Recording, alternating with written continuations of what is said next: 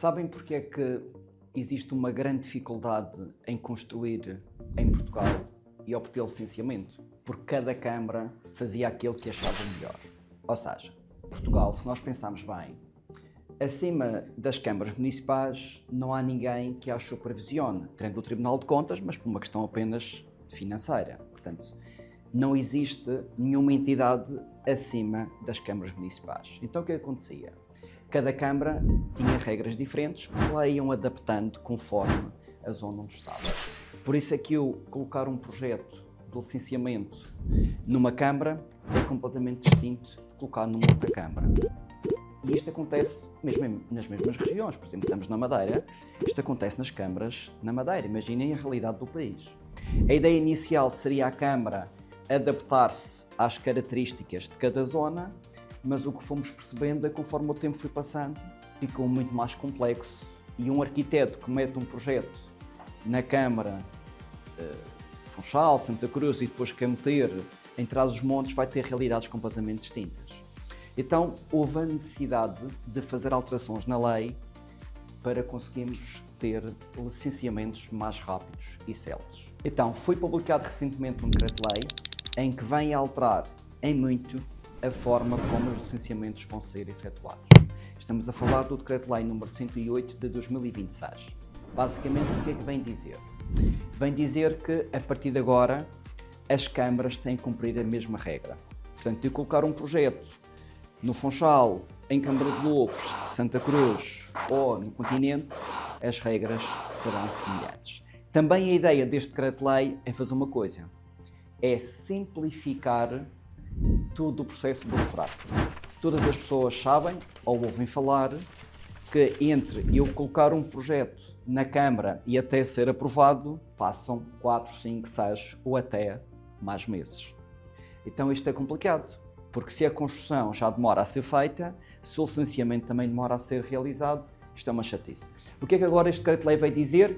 Vai dizer que, a partir de agora, grande parte dos projetos já não vão ser fiscalizados no licenciamento pela Câmara.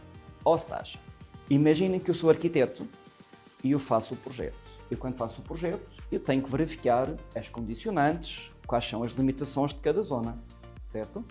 Então, quando eu submeto o processo à Câmara, eu já vou ter que verificar se cumpre nos requisitos, como é feito até o dia de hoje. E juntamente com esse projeto, eu vou assinar o termo de responsabilidade a dizer que aquele projeto cumpre com a lei. O engenheiro que vai fazer o projeto de especialidades também faz a mesma coisa. Aliás, hoje já fazem esse tipo de situação. Isto foi alterado em 2024 com o Simplex Urbanístico. Mas a Câmara voltava outra vez a supervisionar. Então reparem, eu já entregava o termo de responsabilidade e depois a Câmara voltava novamente a conferir tudo. Duplicação de trabalho e prolongava-se tempo. A partir de agora, é suficiente o termo de responsabilidade que é entregue juntamente com os projetos. O que é que isto vai implicar? Que os documentos para permitir a construção vão sair num tempo muito mais rápido. A ideia do diploma é simplificar todo este processo. Então eu vou submeter o processo à Câmara e, teoricamente, num curto espaço de tempo, eu vou ter já o documento para poder começar a construir. O que é que este diploma vem fazer? Vem reduzir tempos, mas vem fazer com que as pessoas que façam os projetos assumam a responsabilidade.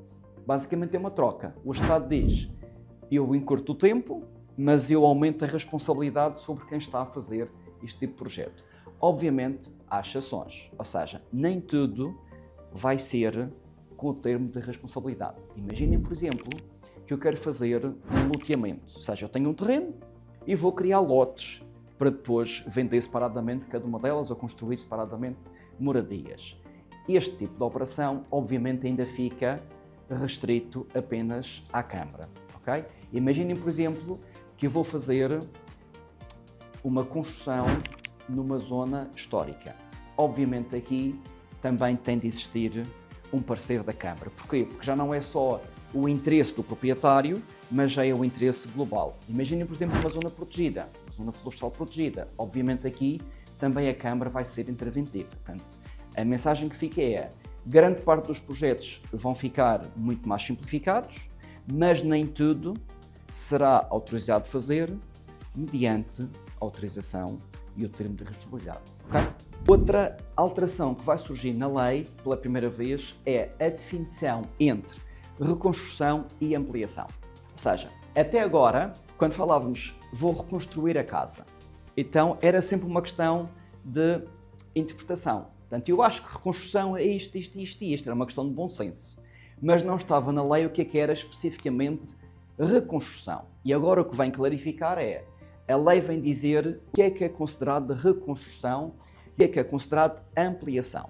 Porque isto era um tema vago na lei. E como era vago, dependia das câmaras e das interpretações. Então, a partir de agora, sempre que for considerado, pelos critérios da lei, obra de remodelação, não é necessário pedido de licenciamento nem comunicação prévia à Câmara. Agora, se implicar um aumento da área, aqui falamos inequivocamente de ampliação.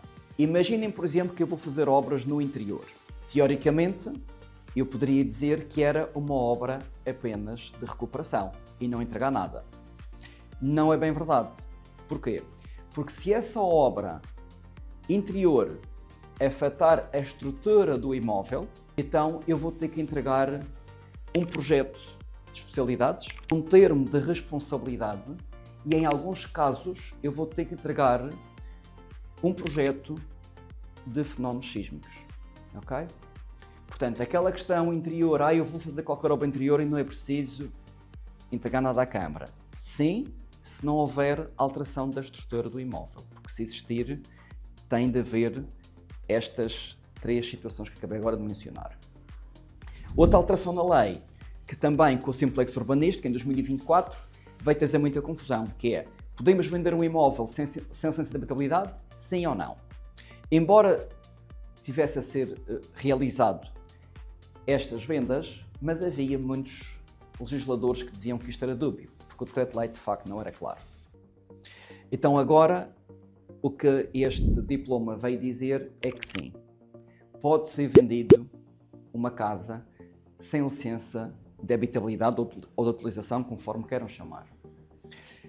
A partir de agora, o cartório ou advogado que fizer a escritura vai ter que mencionar uma de três coisas na escritura. Primeira, o imóvel possui título urbanístico e foi apresentado na escritura. Outra hipótese é o imóvel possui título urbanístico, mas não foi apresentado na escritura, só foi declarado pelo vendedor que possui. E a terceira opção é indicado que o imóvel não possui título urbanístico. O que é que isto permite? Permite maior clareza para quem vai comprar. Porque reparem, até à data, o que é que acontecia? Imaginem, por exemplo, um apartamento. E isto pode parecer ridículo, mas era isto que acontecia. Eu tenho um apartamento onde foi licenciado, obviamente, foi construído já há muitos anos. Essa licença, inclusive, está registada na conservatória, no prédio-mãe. Portanto, é inequívoco, há licença. É apresentada a licença e o cartório dizia, por exemplo, o imóvel possui a licença tal, mas depois punha em baixo uma menção, porque o decreto-lei assim o dizia, a dizer que o imóvel pode não dispor de título urbanístico. Ora bem, isto era uma palhaçada.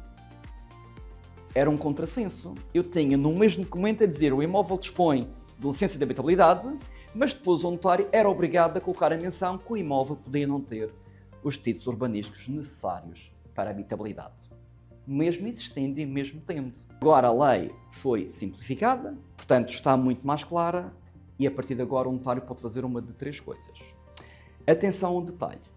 O facto da lei vir dizer que o imóvel pode ser vendido sem a respectiva licença de habitabilidade não vai obrigar os bancos a aceitar essa garantia.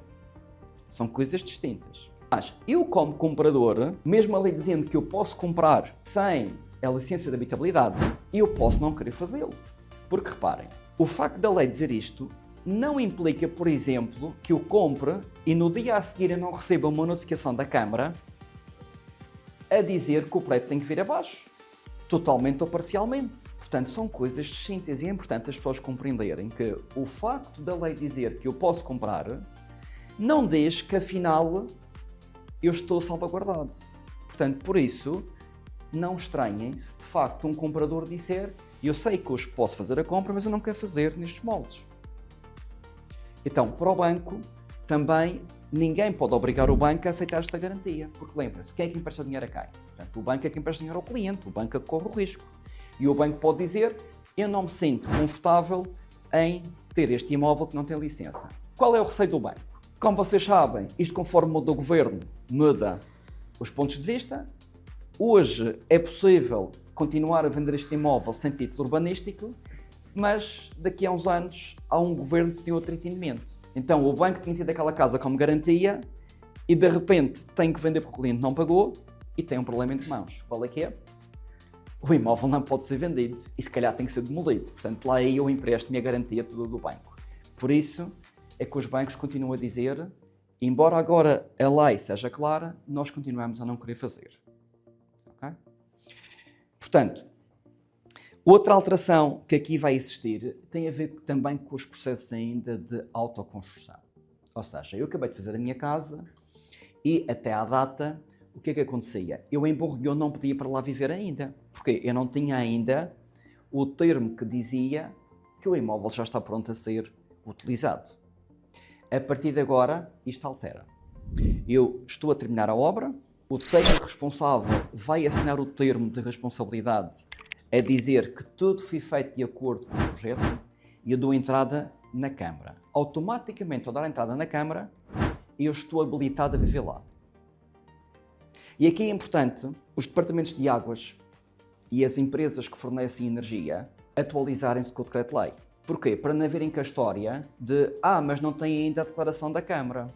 Então é importante estes dois órgãos atualizarem-se, porque a partir de agora basta a entrada do termo na Câmara. Porque se pensarmos que a ideia do decreto-lei é responsabilizar o técnico que efetua cada um dos projetos e supervisiona a obra, então a partir do momento que ele entrega a declaração a dizer que tudo está conforme, não existe a necessidade da pessoa vir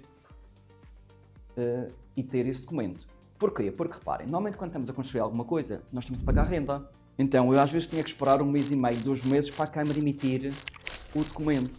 Era mais 1 ou 2 meses de renda que eu tinha para fazer isto. Portanto, não era justo para quem estava nesse ponto de situação. Portanto, e uma vez mais, isto vem simplificar todo o processo. Outra alteração que também surge é, passa a ser obrigatório todas as câmaras providenciarem o acesso online. Ou seja, deixa de haver entrega de projetos em papel. Já há câmaras neste momento do país que já fazem. Aliás, isto tem sido uma dor de cabeça para nós na parte da Ser Finance, porque quando nós temos processos de construção, e temos muitos, em que nós ajudamos o cliente a conseguir melhores condições para a parte do crédito para fazer a sua casa, é que dependendo da câmara e da zona do país, eu tanto posso ter um projeto que foi entregue online, como posso ter um projeto que foi entregue em papel. Então, para os bancos isto é confuso, porque o banco depois está a pedir coisas que aquela câmara já não tem. Imaginem, por exemplo, o banco normalmente pede plantas carimbadas. Ora bem, se o projeto foi entregue online, eu não tenho uma planta carimbada. E acreditem, tem sido um braço de ferro com os bancos, temos ganho todos, felizmente, porque conseguimos fazer ver ao banco que neste momento cada câmara já está com tempos diferentes de atualização dos tempos modernos, mas a partir de agora o que vem dizer é que a partir de setembro todas as câmaras vão ter que ter esta opção e passa a ser proibido entregar em papel. Então isto vem simplificar todo o processo, vai haver maior clareza, vai haver maior transparência e essencialmente vai ser mais rápido construir. Estamos a falar de quem construir para ir para lá viver, porque basicamente esse construtor vai vender depois, não é? O processo da venda, quem for comprar, se vai comprar com capital próprio, pode fazer a escritura logo de seguida. Por sua vez, se é com financiamento, tem que seguir os processos normais, ou seja, tem que haver de facto o documento da Câmara, tem que ser mudado nas finanças e na conservatória para descrever lá a casa conforme ela está ao dia de hoje, e aí é que é feito essa transmissão. Portanto, isto de facto vem simplificar muitos processos Se calhar vai entrar muito receio, por exemplo, a quem quer comprar um terreno para fazer a sua casa. Porque muitas vezes o receio não é só no dinheiro que eu vou gastar, não é só quanto é que vai ficar a obra total, não é só arranjar o construtor, mas essencialmente e a burocracia. Como é que funciona? E o tempo? E todas as pessoas tiveram um primo, um tio, um pai, que entretanto meteu o projeto na Câmara e a Câmara decidia que afinal a cor não podia ser vermelha porque tinha que ser azul. Obviamente estou a ir aqui ao exagero, mas havia situações que eram caricatas e toda a gente tem receio de meter um projeto e depois andar ali, tempo sem conta, à espera de uma resposta.